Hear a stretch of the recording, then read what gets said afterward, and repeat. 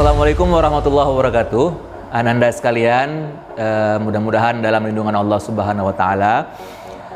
Kembali lagi bersama saya Pak Abdul. Kita belajar tentang toharoh. Masih dalam materi yang sama seperti minggu yang lalu.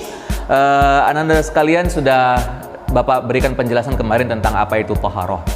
Jadi hari ini kita akan lanjutkan pembelajaran bagaimana diri kita agar bisa terjaga kebersihannya, kesuciannya. Maka oleh karena itu kita perlu belajar apa-apa saja hal yang harus kita bersihkan dari diri kita. Nah, anak-anak boleh lihat nanti di sebelah sini di slide, ada yang namanya hadas, ada yang namanya najis. Jadi dua hal ini adalah hal yang membuat kita kotor. Nah, kita sebagai manusia dalam keadaan kotor dengan adanya hadas ataupun najis. Nah, kita bahas satu persatu dulu. Kalau hadas itu adalah kotoran yang bersifat abstrak alias tidak terlihat. Jadi kalau Ananda lihat, kenapa orang yang selesai buang hajat, mohon maaf, habis buang air besar atau air kecil, kenapa dia harus berwudu kalau mau sholat? Nah, karena dia berada dalam keadaan yang tidak suci, dia berhadas namanya. Kalau najis itu kotorannya bersifat konkret, jelas. Kenapa Ananda kalau habis buang air besar, habis buang air kecil harus istinja? Istinja dalam bahasa kita sehari-hari cebok gitu ya. Nah, jadi karena ada kotoran yang konkret di situ. Nampak kotorannya, kalau dia buang air besar ada tinja yang keluar, ada kotoran yang nampak jelas keluar sehingga harus dibersihkan kotoran tersebut. Itulah yang disebut dengan najis. Oke? Jadi antara hadas dengan najis adalah sama-sama kotoran namun sifatnya berbeda. Yang satu bersifat abstrak, yang satu bersifat konkret. Nah, cara kita menyucikan diri kita dari kedua hal tersebut adalah, kita masuk yang pertama dulu ya. Nah, yang pertama adalah hadas. Nah, orang yang berhadas ini ada dua kategori. Ada orang yang berhadas besar, ada yang berhadas kecil. Nah, kalau seandainya Ananda berada dalam kondisi orang yang sedang berhadas besar, ini orang yang berhadas besar, dia harus membersihkan dirinya atau bertoharoh dengan cara mandi wajib. Nah, nanti kita akan ada pembahasan khusus tentang tata cara mandi wajib seperti minggu lalu yang kita sudah bahas tentang tata cara berwudu. Nah, kalau orang yang berhadas kecil, dia harus bersuci dengan cara berwudu. Nah, berwudu seperti pembahasan kita yang sudah kita pelajari tata caranya di minggu yang lalu. Nah, Ananda sekalian, hari ini Ananda harus pahami betul apa kondisi yang membuat kita berhadas besar, apa kondisi yang membuat kita berhadas kecil, sehingga kita tahu cara bersucinya. Jadi kalau seandainya Ananda berada dalam kondisi berhadas kecil, Bapak contohkan, misal nih ya, lihat contoh di sini ada beberapa contoh. Yang pertama, dalam keadaan habis buang angin atau kentut, itu orangnya berada dalam kondisi tidak suci. Ketika ia hendak berangkat untuk sholat, maka dia harus berwudu karena dia belum suci, tadinya tidak suci. Jadi untuk menyucikan dirinya dia harus berwudu. Kentut kan nggak nampak ya. Nah, karena nggak nampak, makanya dia masuk kategori hadas. Kotorannya abstrak, tidak terlihat. Kemudian yang kedua, selepas buang air besar. Yang ketiga, selepas buang air kecil. Nah, ini tiga contoh yang Bapak sebutkan kategori orang yang berhadas kecil. Jadi orang yang dalam kondisi seperti ini, ketika dia hendak berangkat untuk sholat, maka dia wajib untuk berwudu terlebih dahulu sebagai sarana menyucikan dirinya untuk menghadap Allah Subhanahu wa taala. Yang kedua, hadas besar. Hadas besar itu terjadi ketika seseorang dalam kondisi selesai berhubungan badan atau berhubungan intim antara dua orang suami atau istri. Nah, ada beberapa hal yang menyebabkan tidak hanya berhubungan, namun juga orang yang habis atau sehabis haid, selepas haid. Bagi wanita tentunya ya. Jadi wanita yang dia dalam keadaan haid, dia kan berada dalam kondisi yang tidak suci. Ketika darah haidnya nanti sudah berhenti, nah ini Ananda perlu paham, biasanya usia-usia SMP ini adalah usia Ananda yang wanita mungkin baru-baru mendapatkan haid atau baru kena haid gitu ya. Jadi ketika Ananda nanti berhenti darah haidnya, mungkin bisa diskusi sama ibu, sama mama di rumah, sama bunda di rumah tentang apa yang keluar dari Ananda tersebut, darah haidkah atau bukan. Nah, kalau sudah diyakini itu adalah darah haid, mungkin beberapa hari keluar, selepas itu berhenti darah haidnya, maka Anda wajib membersihkan diri, bersuci. Nah, ini hadas besar. Kemudian juga bagi yang laki-laki ketika menjelang usia dewasa, masuk ke usia akil balik, itu ada tandanya, yaitu mimpi basah. Tapi tidak semua orang tanda baliknya itu dengan mimpi basah. Ada beberapa tanda akil balik, tapi salah satu di antaranya adalah mimpi basah. Mimpi orang yang mengeluarkan cairan sperma dalam mimpinya itu. Mohon maaf ya Ananda sekalian, kita belajar tentang fikih toharoh. Nah, jadi Ananda sekalian dalam keadaan habis berhubungan suami istri, tentu bagi orang yang sudah berhubungan halal gitu ya. Kemudian bagi wanita yang selesai haid, bagi laki-laki yang mungkin akil balik atau dia sudah masuk usia dewasa, namun terjadi pada dirinya mimpi basah, itu 3 contoh di mana ketiga-tiganya itu harus mensucikan dirinya dengan cara mandi wajib, mandi junub. Tata caranya nanti akan kita bahas di pertemuan yang akan datang. Nah, Ananda sekalian, mandi wajib ini dan juga berwudu adalah sarana untuk membersihkan diri kita. Berwudu membersihkan diri dari hadas kecil. Mandi wajib membersihkan diri dari hadas besar. Namun, apabila Ananda sekalian berada dalam kondisi yang tidak bisa terkena air atau tidak ada air, maka Ananda membersihkan diri, mensucikan diri, bertoharoh dengan bertayamum. Tata cara tayamum juga akan kita bahas di pertemuan yang akan datang.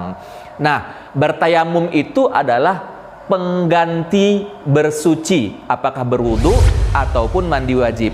Jadi kalau Ananda dalam kondisi sakit, meriang, kemudian tidak bisa terkena air, atau luka dengan luka yang parah, tidak bisa terkena air, atau lingkungan Ananda sekalian tidak ada air, tidak ditemui air, maka Ananda bersuci dari hadas besar maupun hadas kecil dengan cara bertayamum.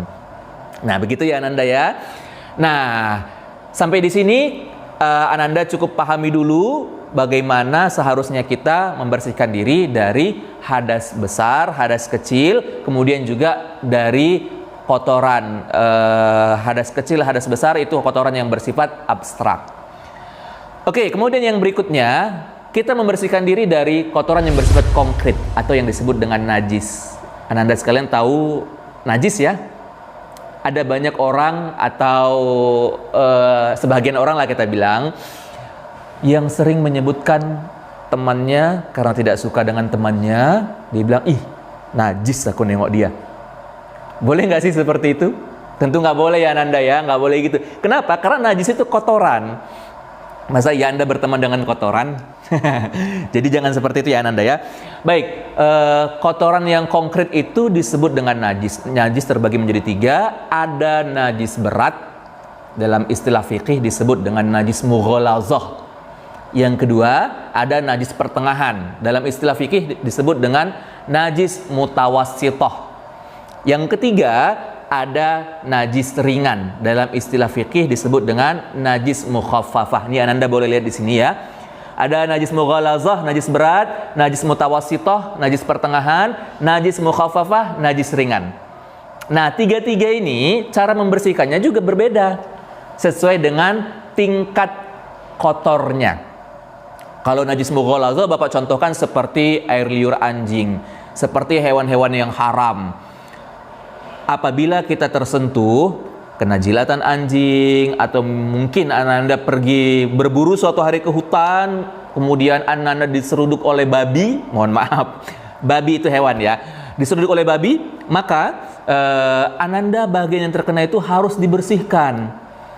Kenapa? Karena itu najis mughalazah, najis berat namanya.